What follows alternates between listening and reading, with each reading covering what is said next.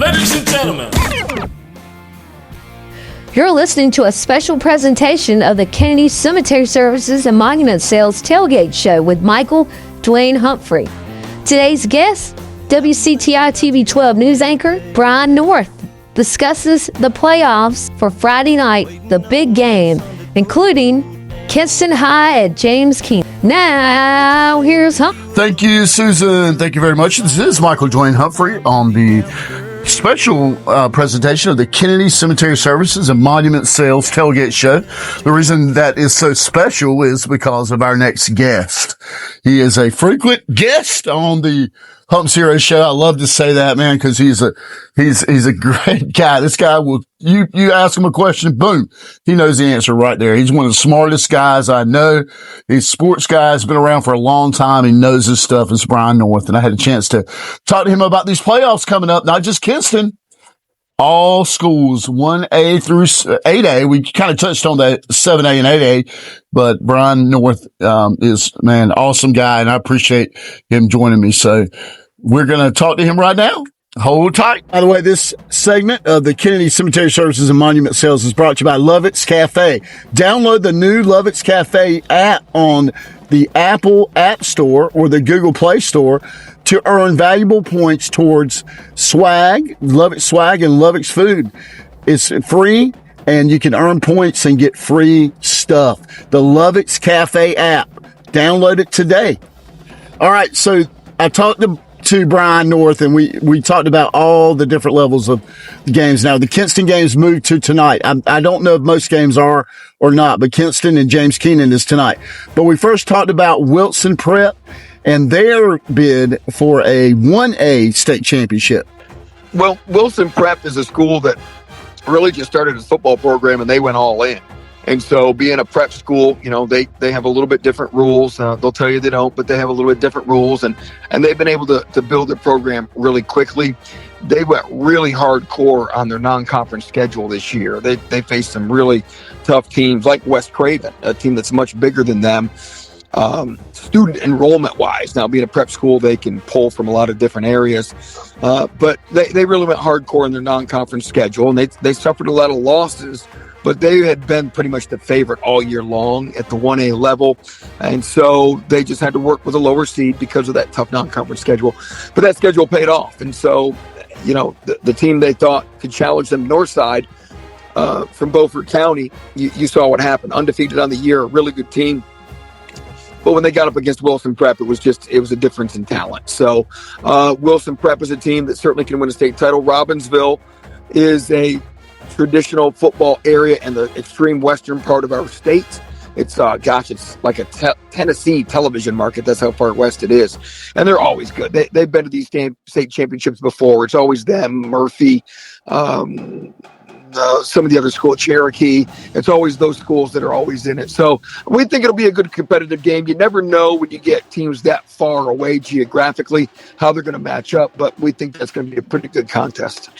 Brian, there's no surprise that Tarboro is in the Eastern Conference Championship game against Warren County. Tarboro's undefeated, been good all year long. No surprise there. How do you think that game will play out? We've been saying all along for Tarboro, it's whether or not they're going to have a running clock in each game. Now, Warren County, we think, is a little bit better. We still don't think they match up, and we think probably this won't be a running clock, but we still think that Tarboro is probably at least 3 touchdowns better than Warren County. Look, you can do some comparative scores of what happened and who Warren County has played. They just beat a really good Edenton Holmes team pretty handily. Holmes had won 7 in a row. They were peaking at the right time, but they had no problem beating them. So Warren County's good.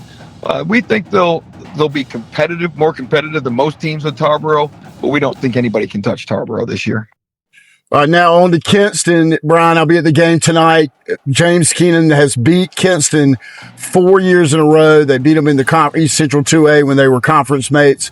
They had one game, I think, went into triple overtime, and Kinston lost. And it's two contrasting styles. The air raid offense of Tyler Jones, Tyree Copper, Brendan Chambers, and against James Keene, their potent running back. And James Keene beat Farmville Central last week, and Kinston beat Northeastern on the last and near the end of the game. So it's going to be a really tough game. Kinston's their defense really has to step up, and I think maybe that's the key to the game. What do you think?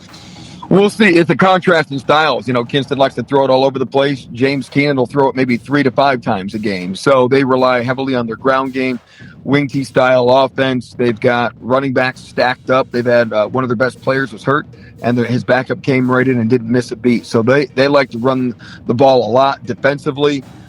James Keenan, they haven't faced that many passing teams this year, so they've been able to stop the run really well. And so now we're going to see. It's just such a contrast in styles. And you're right, they're familiar with each other. They just played last year. Kinston played well against them, but James Keenan, that Duplin County football, is just hard-nosed football. And so, but Kinston's playing with such confidence right now. And that passing game is just tough to prepare for when you don't see it a whole lot. And Tyree Cooper's great, and Brendan Chambers has come on as of late, but it's been other guys too. It's been Pat Brown that's been playing really well, and of course the running game. And then it's the one thing people aren't talking about is that Kinston defense and how they've been rising to the challenge and creating some turnovers as well. So it's going to be interesting to see who makes the adjustments in this game and this contrast in styles, and who can stop the other. Can Kinston stop that running game? And can James Keenan stop that passing game? We think there'll probably be a lot of points in Warsaw. And it probably, like Kinston's been playing all along, it's probably going to come down to one of those last possession or late fourth quarter games. And I spoke with Chandler Johnson, the beat writer from the Duplin Times, the other day, and we talked about football in Duplin County has slowly gotten better and better. I mean, Wallace has won championships, and James Keenan's won a championship as well. East Duplin won a couple years back, and it's just football is king there. And Coach Grady has built this team up from these guys who were freshmen, sophomores, to now they're juniors and seniors. It has a really, really strong team, and they've really got back into the conversation with the East Duplins and the Wallace Rose Hill. Yeah, they've always been kind of the third wheel behind Wallace Rose Hill and East Duplin a lot of times. Not that they haven't been good. I mean, they've won 2 state championships, not as many as Wallace, but more than East Duplin. And and you got North Duplin is there as well, who's kind of doesn't play those other teams as much. But with James Keenan, they quietly just go about their business there. And and Ken Avent was there as Ken Avent Jr. He won a couple of state titles, but it's been a while. And they went through, Ken Avent retired or moved up in management, and they went through a couple of coaches that kind of lost the James Keenan way, but Tim Grady's from that area. He's kind of got them back to the hard-nosed style of football that they love to play in Duplin County. He's brought that consistency, he's brought that heritage, and now they've got the guys back playing again. So they're going to do what they do, right? It's that Duplin County attitude. You've got to stop us. We're not worried about stopping you as much as we're going to play this hard-nosed physical brand of football, and we're going to kind of make you submit to our will. So that's what Tim Grady's kind of brought back to Warsaw. Brian, I want to end this part one of our discussion with Parrott Academy and Coach Matt Beeman and their championship a couple weeks ago. Kerry Christian was the defending champion, and Parrott went really for a 3-year progression for Coach Beeman, and losing to Evangel, then coming back and winning this season. They lost to Evangel last year and then went undefeated until they faced John Paul and lost in the quarterfinals or the semifinals at home. Then they beat Evangel and then beat Kerry Christian at Kerry Christian, and really really made this team, it solidified this team as one of the best ever to play at Parrott Academy. Yeah, but the way they did it this year, starting with a win over Evangel to start the year and winning the Bear Brawl, and then just kind of taking care of business throughout the year, but then having to come back in the fourth quarter like they did in that championship game against Kerry Christian. I mean, that's epic. So you bookend an incredible season by ending Evangel's long winning streak, and then you bookend it with coming back against a rival in Kerry Christian and having an epic ending. So super memorable year. I don't know if they can ever top that season, going undefeated and winning the way they did. I think that was pretty incredible. Yeah, Matt Beeman gets his 5th championship, man. He deserves it. What a great coach. I have so much respect for him, man. He is just such a great guy, man. He does it the right way. And but look, man, I appreciate you. Thank you so much, Brian. Thank you, Hump.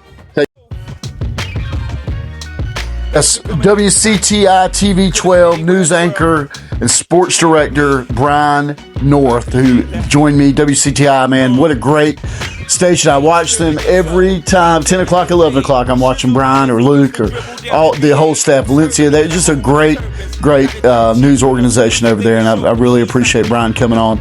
And good luck to Kinston tonight, man. I'll be there at the game. I'll see y'all soon. I got to go ahead and go. Get ready to go. And let's go Vikings, baby. Go Vikings. See ya.